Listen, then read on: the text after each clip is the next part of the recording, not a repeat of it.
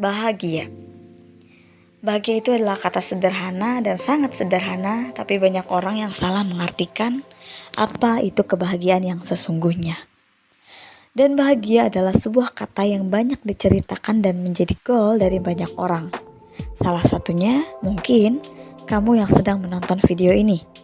Di dalam hari-harimu, orang berjuang untuk mendapatkan kebahagiaan diri sendiri. Ketika orang bekerja, apa sih sebenarnya yang mereka cari? Bukan hanya sekedar uang, namun kebahagiaan yang bisa diwujudkan dengan jerih payah mereka sendiri. Dan dengan bekerja kita akan punya banyak warna, kesibukan tersendiri, banyak bertemu dengan orang-orang baru, dan menemukan hal-hal baru. Karena itu, kebahagiaan tidak bisa dinilai karena materi. Sebab bahagia atau tidaknya, hidup kita itu tergantung dari apa pilihan kita dan jalan mana yang akan kita tempuh. Sudahkah kamu berbahagia? Lantas, apa sih ukuran seseorang bahagia? Apa sih ukuran kalian yang membaca video ini bahagia? Tulis di kolom komentar, sudahkah kalian bahagia dan apa ukuran yang bisa membuat kalian bahagia? Setiap orang bisa merasakan emosi, perasaan, hingga mood yang berbeda-beda. Rasa bahagia umumnya dikaitkan dengan perasaan positif ketimbang negatif. Seperti puas akan hidup yang dijalaninya. Ada kepuasan tersendiri seperti pencapaian karir, merasa menjalani hidup yang diinginkan, merasa hidupnya sangat baik, merasa sudah mencapai target, merasa puas dengan hidup yang dimiliki sekarang, dan merasa positif ketimbang negatif. Bedakan pula rasa bahagia dengan rasa euforia yang hanya berlangsung singkat. Kebahagiaan juga bukan berarti terus-menerus merasa senang. Mereka tetap merasakan emosi lainnya. Hanya saja, ketika merasa situasi tidak berjalan sesuai ekspektasi, ada rasa optimistis bahwa semuanya kelak akan membaik. Mereka bisa menghadapi apa yang tengah terjadi dan kembali merasa senang. Ada banyak cara mendefinisikan kebahagiaan menurut para ahli, seperti yang pertama yaitu Aristoteles. Filosof asal Yunani ini meletakkan kebahagiaan ke dalam dua hal, yaitu yang pertama hedonia. Apa sih hedonia itu? Hedonia adalah rasa bahagia yang berakar dari hal yang menyenangkan.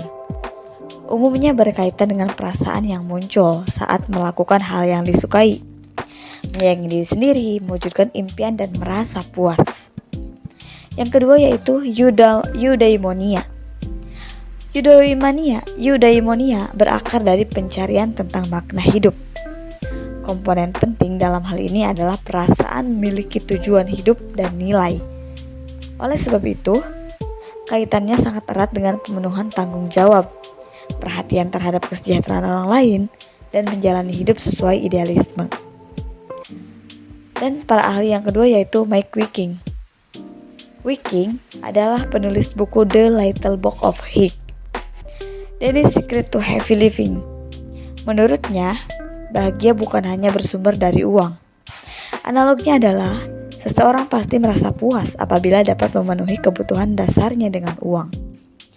Namun, setelah itu, uang yang masih tersisa tidak akan mendatangkan kebahagiaan sama seperti titik awalnya. Ada law of diminishing return. Di sini artinya kebahagiaan setinggi apapun seperti memiliki rumah sendiri, pada akhirnya akan kembali datar. Jadi, nikmati prosesnya bukan hasil akhirnya.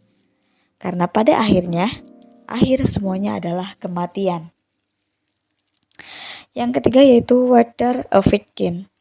Penulis buku The Psychology of Happiness ini membedakan rasa bahagia dengan emosi yang menyertai seperti puas dan nyaman.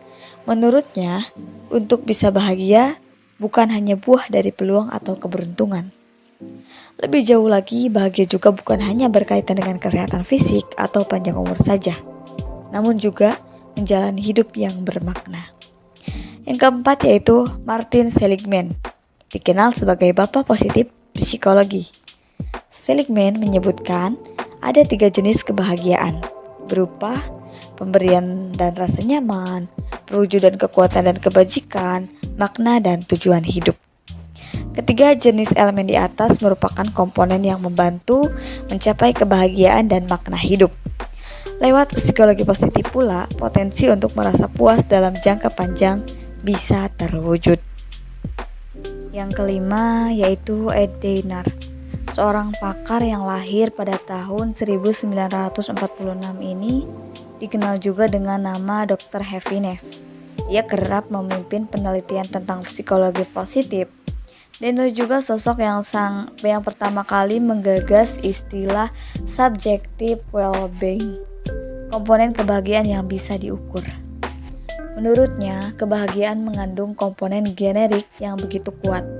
Itu sebabnya rasa bahagia bisa berlangsung cukup stabil. Dan pasti kita akan bertanya, bagaimana caranya mencapai semua kebahagiaan itu? Beberapa definisi kebahagiaan di atas bisa jadi sama atau bahkan sama sekali berbeda dibandingkan dengan konsep yang ada di benak Anda. Itu bukan masalah. Setiap orang berhak punya opini masing-masing tentang rasa bahagia. Lebih jauh lagi, berikut ini beberapa cara untuk bisa menggapai kebahagiaan, yaitu mengejar tujuan yang benar-benar diidamkan terkait dengan diri sendiri maupun orang di sekitar Anda. Menikmati prosesnya, jangan terlalu fokus pada hasil akhirnya. Lihat situasi atau pengalaman dari sudut pandang positif. Memang bukan perkara mudah untuk mewujudkannya. Terlebih, manusia secara alami memiliki negativity bias tersendiri untuk lebih perhatian terhadap hal-hal negatif ketimbang yang positif ini. Ini bisa berpengaruh terhadap begitu banyak hal.